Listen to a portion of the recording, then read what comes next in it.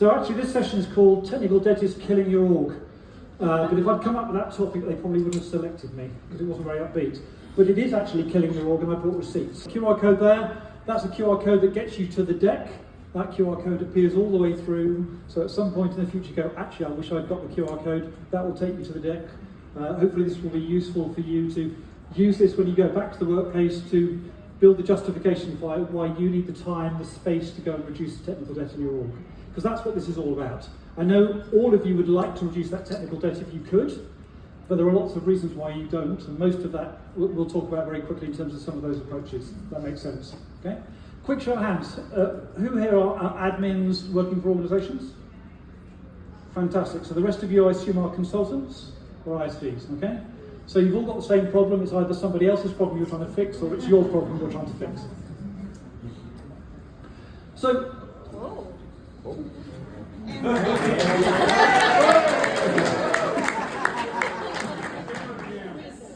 So Forrester came up with this idea of Salesforce at scale dilemma, and I don't want to read all the words.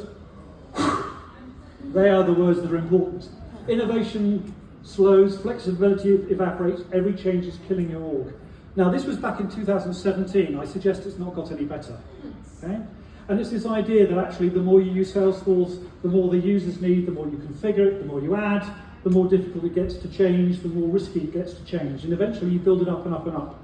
And I haven't got the data for this, but empirically it feels like after 7 years people are about to ready to throw away their org. Okay? That doesn't have to happen, but people kind of get to that point of actually there's so much there, let's just kill it and start again, which is a massive waste of investment.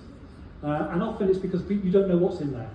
You're about to merge two orgs, you've no idea what's in the two of them, therefore you're going to throw one of those, throw them away and start again. But we had one customer, they wanted to merge two orgs, we synchronized it and connected it.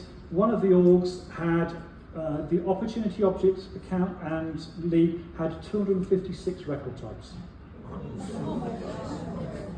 Okay?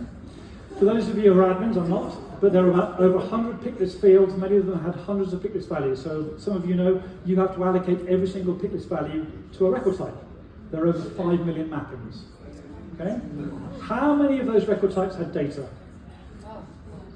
One. I have no idea why they did that. I wasn't there at the beginning. We were only there to see the results of the red action. They wanted to merge it with another org, which is very simple. We went like, you're trying to merge War and Peace and Dilbert. Don't do that. You need to simplify them first. But they had no idea. And I think that's part of the problem, because actually we have no idea how complex the org's got. You only see the bit you've got, and therefore it's very difficult to build a case to improve it or a case to change it. I said I brought receipts. We synchronize Elements.cloud. One of the things we do is we synchronize orgs and analyze the metadata. We synchronize about 50,000 orgs a month. We analyze about 1.3 billion metadata items a month. So this is a subset of that, and we pulled it out. It didn't pull out the bad ones. We actually pulled out a subset to actually get the data. And 51% of all custom objects never get used. That's not counting managed packages. The ones that you've got feedback, you've had meetings to argue about what you're going to call it, you've had Slack messages about where we're going to put it, you've built it, you've tested it, clearly you haven't documented it, but all of that effort is wasted. Okay?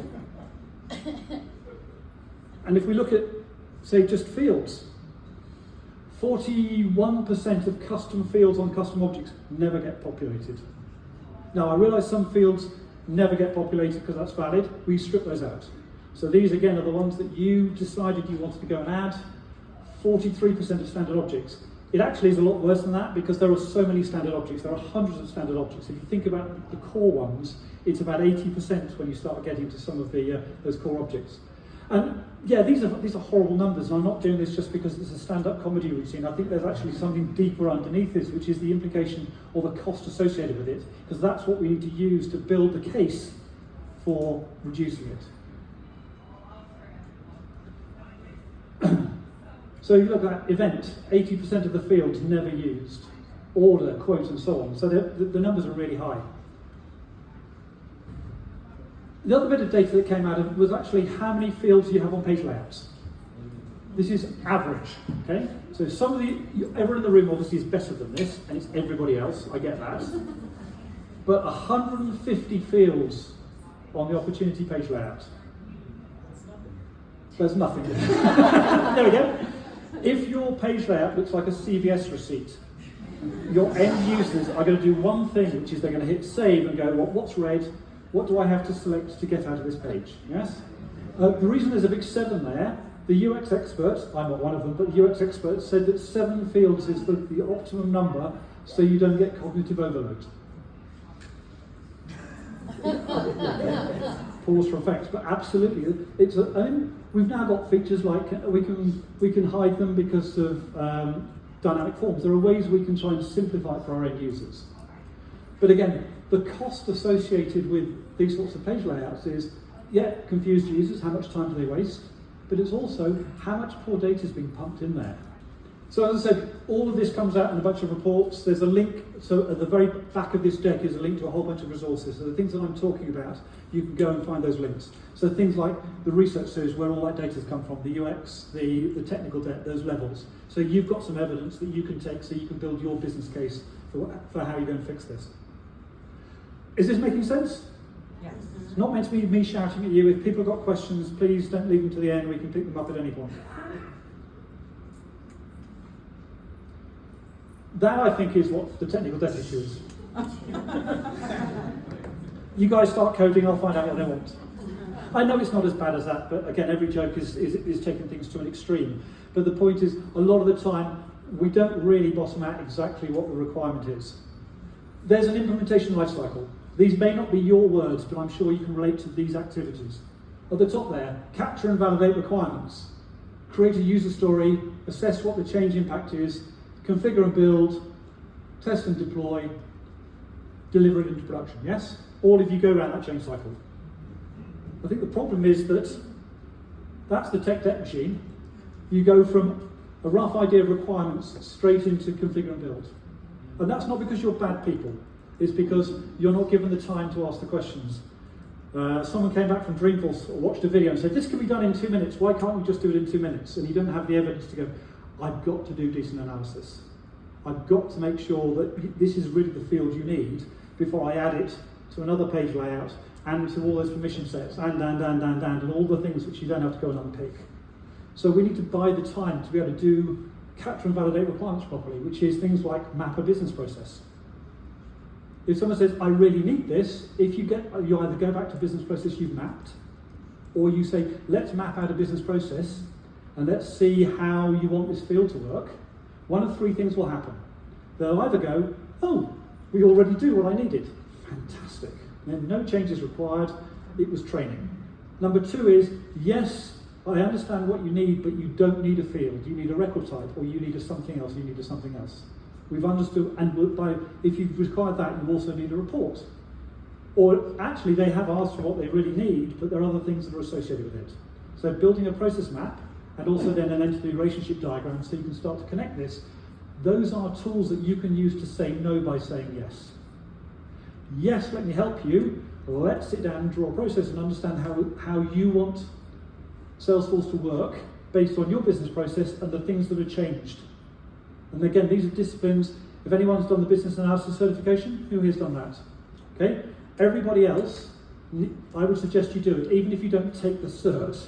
Go and look at some of the training associated with it, because the skills you need to do this stuff are all the BA skills. It's saying yes by saying no. It's understanding how to facilitate. So, okay, tell me how to map this process. Tell me what happens next. Show me where on this process diagram Salesforce hurts you. And how do we change that? And only once you've validated the requirements, then you should be creating user stories. Then you've got something which is a piece of work, and then you can understand the impact of the changes. Then you can understand, okay, this user story is going to be really easy. We'll group this together with other easy user stories. We get this delivered really quickly. This is horrible and complex. We need to take it through a different pipeline with integration test, system test, and all the way through to deployment. This will take longer, and this is why, because I've got some evidence, I've got some examples about this is really complicated. Stage, field, and opportunity, easy or hard? Hard, correct. In most organizations, you've got pick lists which kick off flows, which kick off Apex classes, stuff happens. Yeah? Oh, it's only a field, it can't be that hard. And that's what we're fighting against, I think, all the time in terms of orgs, which is going, it can't be that hard, I've watched a video, you could just change that. And we need the evidence to fight against that.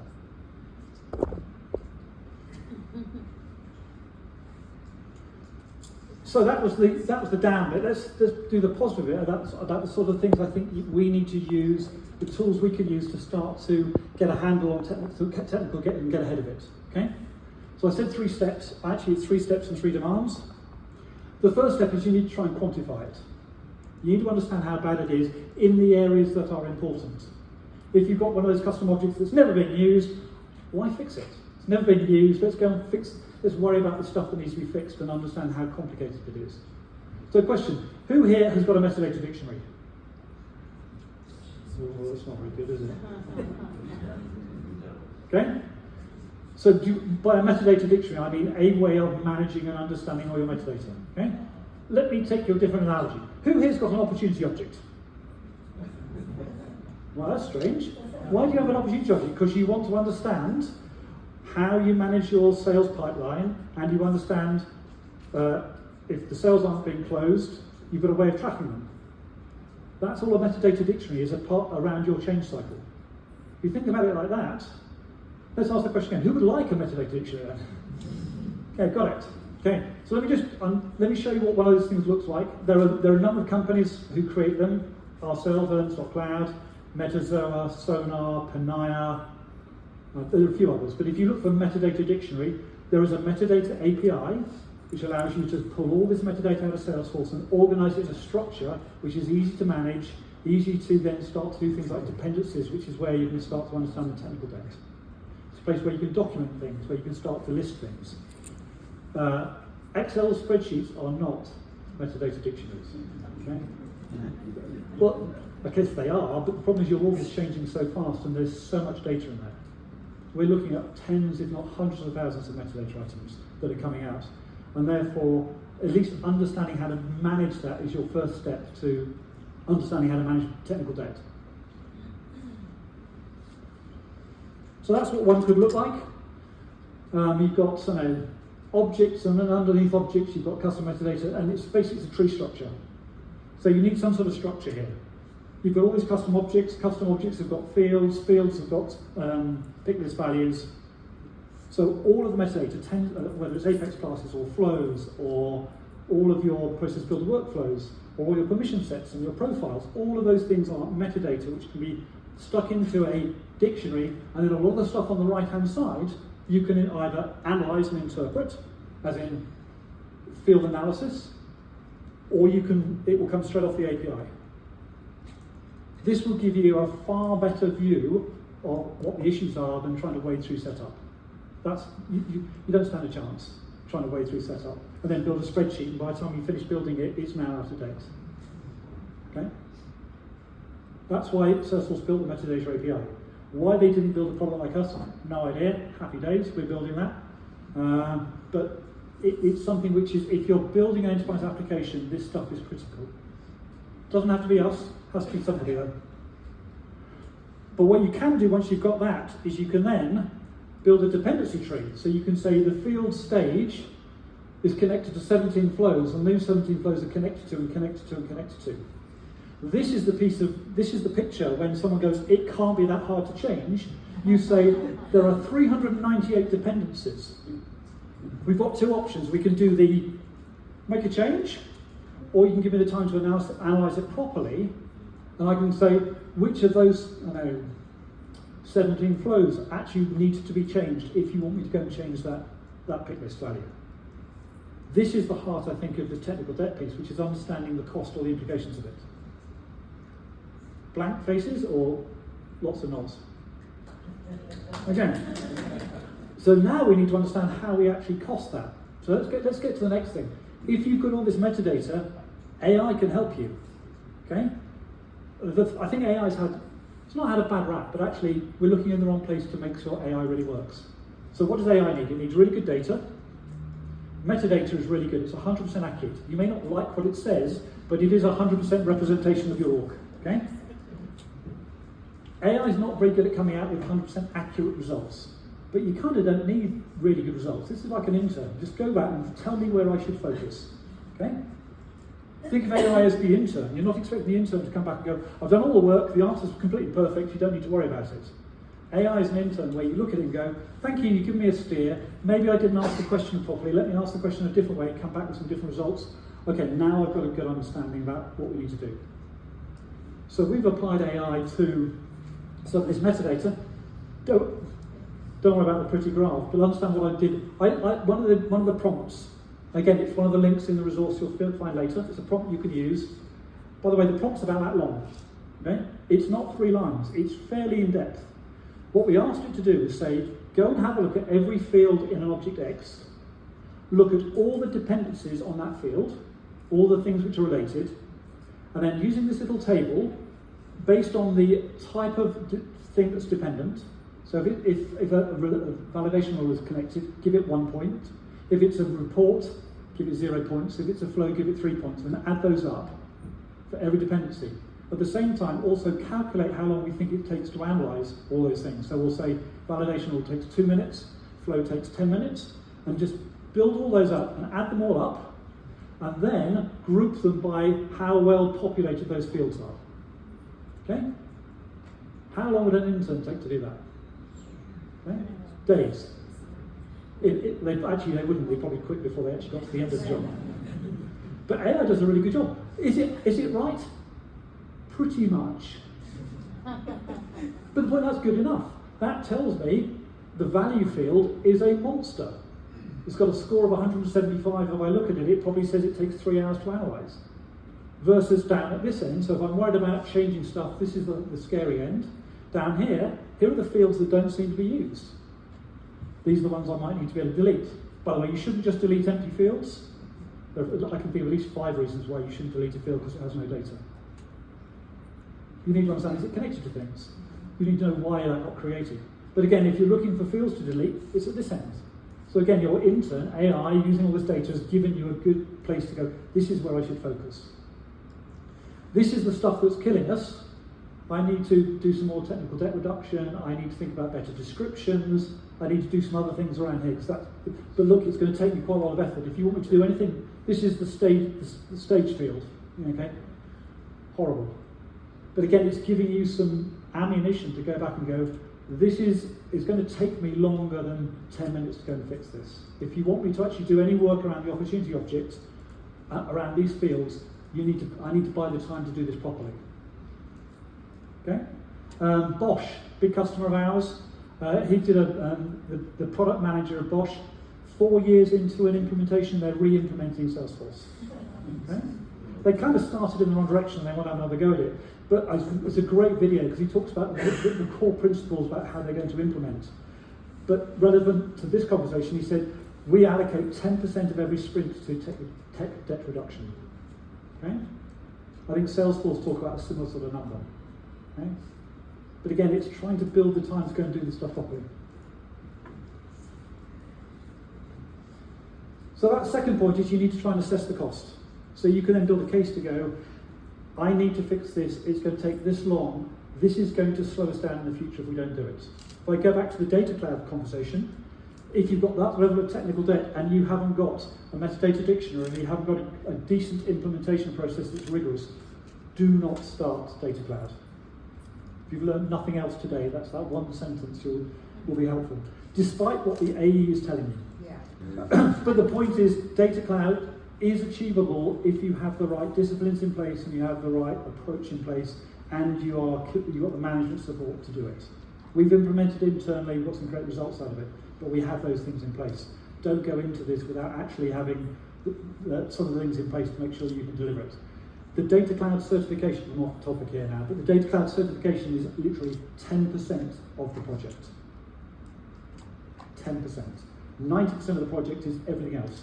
Planning, cross-collaboration, getting data out, data modeling, data analysis, data volumetrics, building a business case, designing, architecture diagrams, metadata dictionaries. And once you've done all that, build a user story, and then it's really simple. Take every one of those actions and build it out in Data Cloud. You're done. But all of those other things have to happen first, because if you don't get them right, you can't unpick it. Am I scared enough, people? Don't be scared. just be aware of what it actually takes to implement data cloud, and then go in with your eyes open and with the right management support behind you, which is what this is all about. Okay. I talked about the cost of technical debt. Just a little concept here. Think about different levels of technical debt. Credit card levels of interest, bank loan, mortgage or parent loan. Again, you need to allocate, okay, what sort of technical debt is it? If we're dealing with the stage field, which is getting changed all the time and it's mission critical, I suggest that is credit card level of interest. It's costing us money. Every time we make a change, stuff breaks, or it takes us 5x the time it ought to go and do the analysis. We've got to fix this now. Build this into this sprint.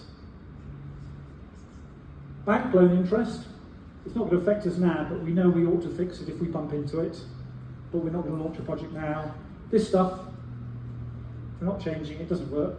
I'm not going to go back and fix technical debt in process builder workflows. Yeah? Maybe you need to, maybe change, maybe a bit of documentation, but you're not going to go back and refactor them. But when you look at them, if you've got a project, you might go, actually, absolutely, I'm going to fix a process builder workflow because I need to refactor it and turn it into a flow. Salesforce forces technical debt on us 3 times a year. Yeah? It's not always our fault. It wasn't because we took shortcuts. Sometimes the business moves on. Sometimes Salesforce implemented something which we've already built and we need to go and change that. It's not always us taking shortcuts or us not knowing. And therefore you need to try and assess, okay, how expensive is this to us and how much do we want to, and how important is it to change it? Not all technical debt is equal. But we've got to stop the bleeding. We've got to get an implementation lifecycle where we're not putting more technical debt in. We're not loading more stuff in on top of the old stuff. We've got to try and break this pattern. Otherwise, you'll all be in the room here 2 years' time going, it's horrible, isn't it? Yeah, I know. But you need to try and get ahead of this. And the way to do it is you need to get a decent implementation lifecycle. So do you remember I talked about that? We need to actually go around that properly. So who here has got a documented implementation lifecycle? If I walked into your org tomorrow and you said, right, you're the new person, the new admin, and you said, this is the process we follow, how many of you have got one of those? Oh, some of you, fantastic, good. Okay, so if you're sitting in the room and you've got one of those, what's the problem? You're not able to follow it, or you're inheriting things from previous orgs? Inheriting? Inheriting over time, okay. So you've got a process where at least you're now starting to try and fix some of that. Good, okay? So I think this is where it starts, which is, this stuff we can do, I get that. The problem's at the top there, which is buying enough time to do the 5 whys, to ask the questions, the softer skills. I know when there's someone senior who goes, I have to have this field, and you've got to be able to go, yeah, of course, let's just understand how we might implement that. Or, you can have the field, but I won't put it on a page layout. Technical debt you can't see doesn't hurt you necessarily. I mean, so back to building the cost picture. Don't think of the cost of your cost necessarily, because you're really cheap compared with. Sorry, that. Yeah, you are really. But relative your day rate relative to the cost of 10 sales reps or 400 service agents who are struggling through pages and putting in bad data. That's, I think, where we should be looking in terms of where you're going to find that cost benefit. Simple spreadsheet. This page layout takes a rep 10 minutes to go through or 2 minutes to go through. I then have to spend 5 minutes fixing all the data at the back end, and we've got 100 of those, and they're doing that 3 times a week. The cost of that is, and by the way, don't have any aspirations about doing data cloud and AI because we're not ready. That is the true cost of technical debt. Not the fact that you're going to take a little bit longer to do stuff.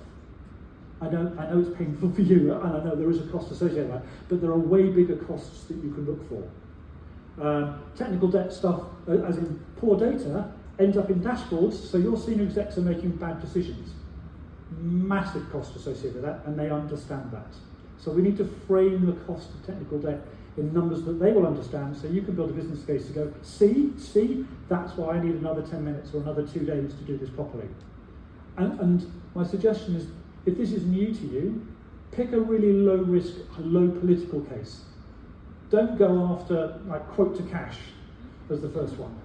Pick some places which are small where you can prove the benefits, measure what it was before, measure it afterwards, and go, look, this is what we saved. Now let me apply that again and again to bigger and bigger things.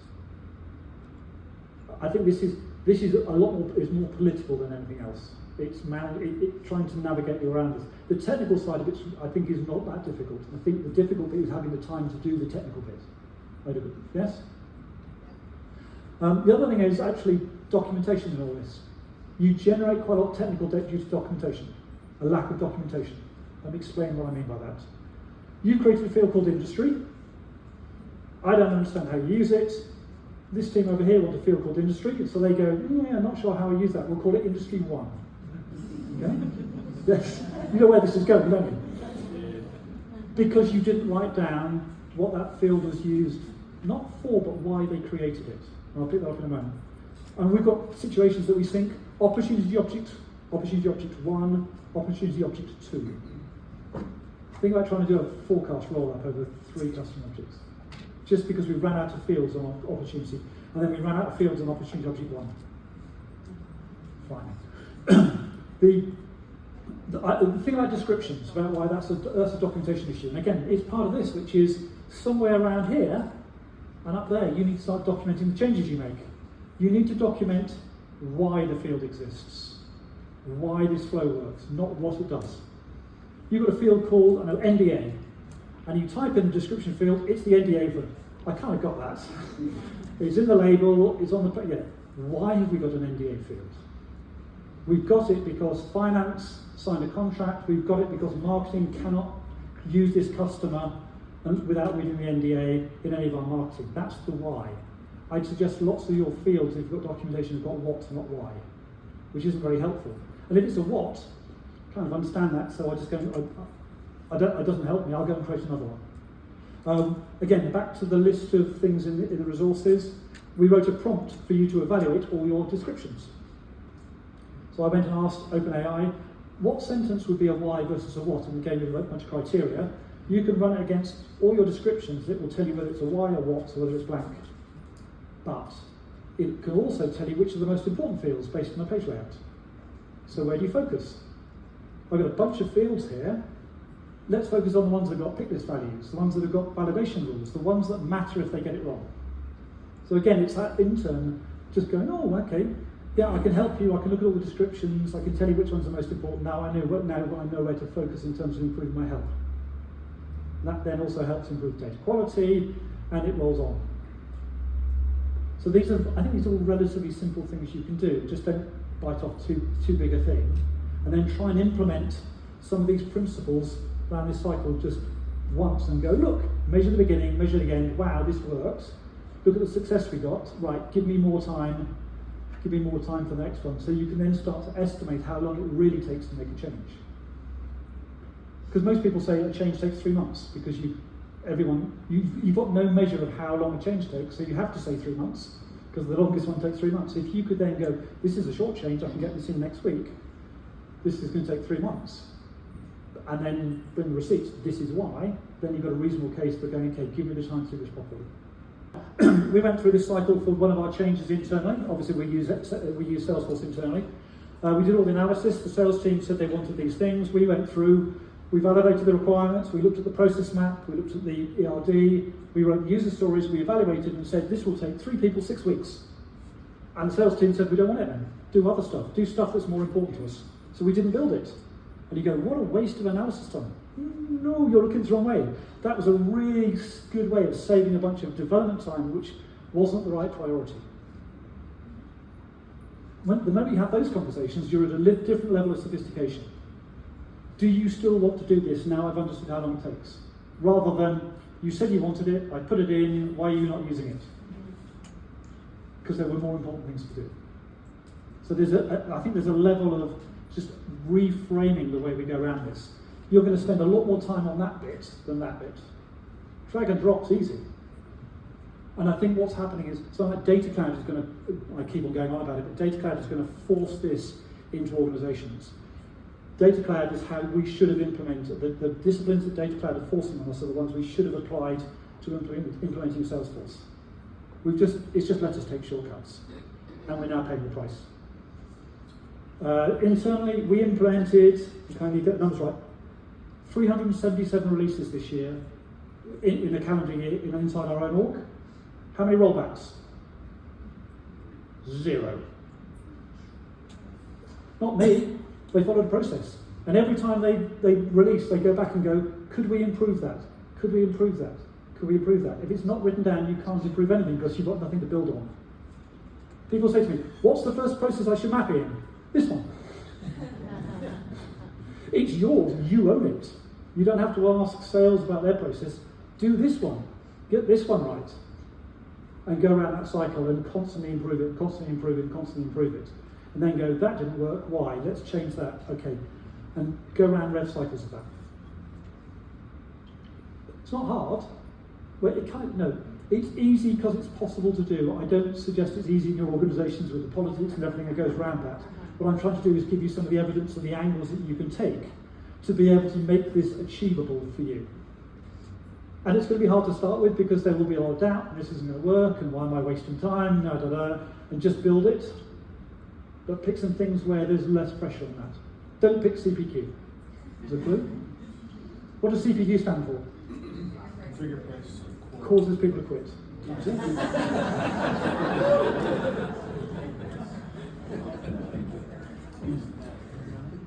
So on that note, I said there's a bunch of resources there. There's a QR code, the reports, the Bosch video, some stuff around metadata, some things about metadata dictionaries, a whole bunch of stuff, and then all the AI prompts I talked about.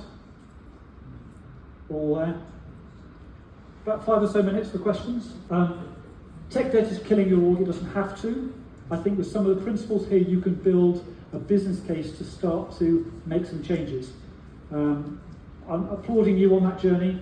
Happy to connect on LinkedIn, connect through email, and I'm putting blogs out all the time around this sort of content.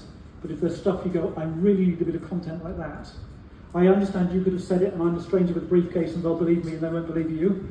Happy to write that, so you've got that evidence. So thank you.